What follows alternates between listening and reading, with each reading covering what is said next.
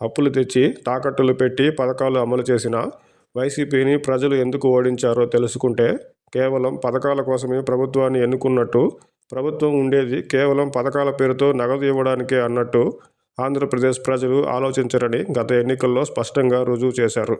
ప్రస్తుత రాష్ట్ర ఆర్థిక పరిస్థితిపై ప్రజలకు స్పష్టమైన అవగాహన ఉంది. ప్రజలను మభ్యపెట్టకుండా పథకాల అమలుపై వాస్తవాలను ముందే చెప్పడం ద్వారా ప్రజలు ఖచ్చితంగా అర్థం చేసుకోగలరు.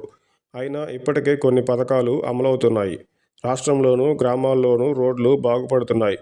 గ్రామాల్లో మంచినీటి సౌకర్యాలు మెరుగవుతున్నాయి. గోశాలలతో మొదలు పక్కా ఇళ్ల నిర్మాణం ఊపందుకుంది.